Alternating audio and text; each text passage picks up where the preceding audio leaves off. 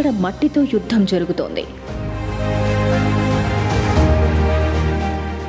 నీటి నిలువ కోసం భూమి పొరల్లో పోరాటం సాగుతోంది. అది ఎక్కడో కాదు, నది దిగువ భాగాన రణగుణ ధ్వనులతో మారుమ్రోగుతోంది. నిజానికి అరుదైన ఇంజనీరింగ్ క్రతువు సాగుతోంది. అందులో దేశీయ ఇంజనీర్లే కాకుండా అంతర్జాతీయ నిపుణులు తలమునకలయ్యారు.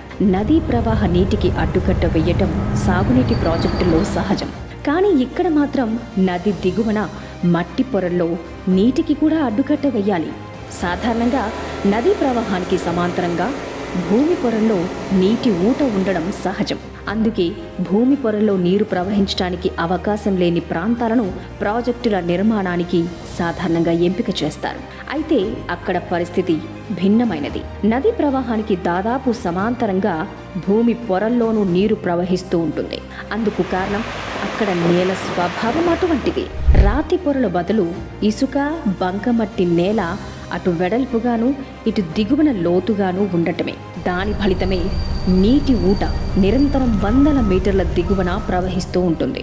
అటువంటి ప్రాంతాల్లో నీటిని నిల్వ చేసే ప్రాజెక్టులు నిర్మిస్తే వరదలు వచ్చినప్పుడు ఆ ప్రాజెక్టు తట్టుకోలేదు. అందుకు ప్రత్యామ్నాయంగా భూమిని పటిష్టపరిచి ప్రాజెక్టును నిర్మించాలి. అందుకే అక్కడ మట్టితో యుద్ధం జరుగుతోంది.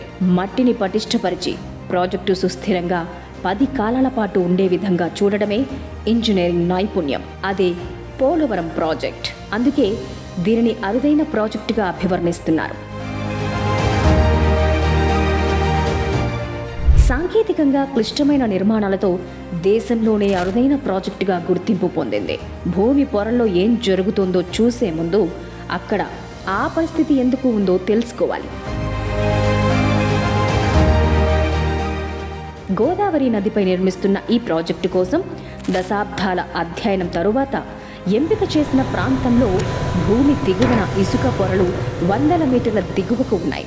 అందువల్లనే ప్రాజెక్టుల్లో కీలకమైన స్పిల్ ప్రాంతాన్ని ఏ ప్రాజెక్టులోనూ లేని విధంగా నదీ గర్భంలో కాకుండా పూర్తిగా కుడివైపునకు మళ్లించి నిర్మించారు. సమస్యల్లా నదీ గర్భంలోనే ఉంది. ఆ ప్రాంతంలో ఈసీఆర్ఎఫ్ నిర్మించాలి. ఇందుకోసం గతంలో నిర్మాణంలో ఉన్న డయాఫ్రమ్ వాల్ 2019లో వచ్చిన వరదల కారణంగా అప్పటికే నిర్మాణంలో ఉన్న డయాఫ్రమ్ వాల్ కొట్టుకుపోయింది. ఈ అనుభవంతో పాటు దేశంలోని వివిధ ప్రాజెక్టుల్లో వరదల కారణంగా జరిగిన నష్టాలను దృష్టిలో ఉంచుకుని పోలవరం ప్రాజెక్టులో పునాదులను పటిష్టంగా నిర్మించాలని నిర్ణయించారు.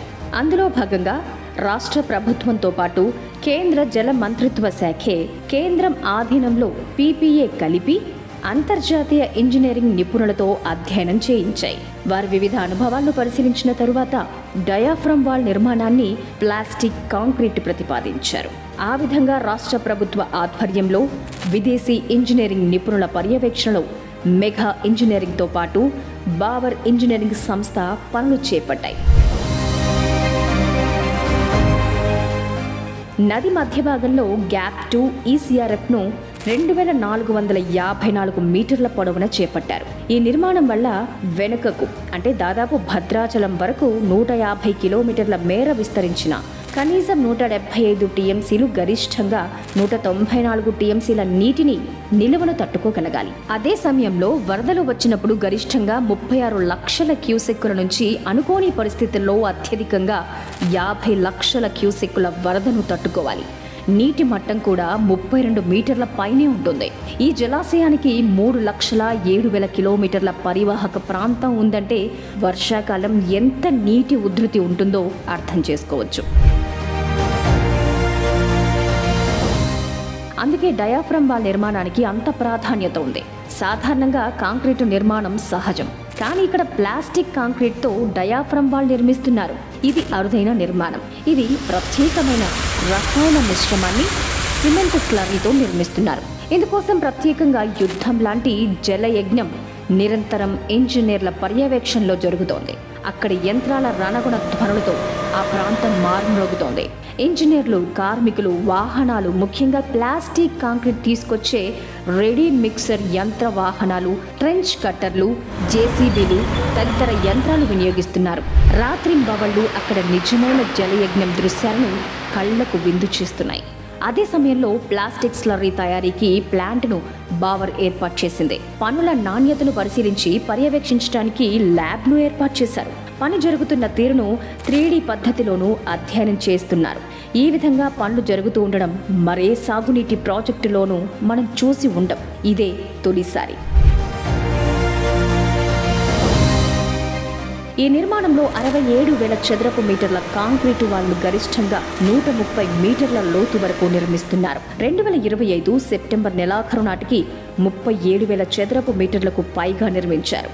దాదాపు మరో 30,000 చదరపు మీటర్లు నిర్మించాలి. అక్టోబర్ నెలలో 6,600 చదరపు మీటర్లు నిర్మించాలని పనులు యుద్ధ ప్రాతిపాదికన సాగుతున్నాయి. కాంక్రీటు డీవాల్ నిర్మాణం పూర్తయితే ఎర్త్ కమ్ రాక్ ఫిల్ అంటే ECRF నిర్మాణం ప్రారంభం అవుతుంది. ఈ పనిని పూర్తిగా MEIL నిర్మిస్తోంది.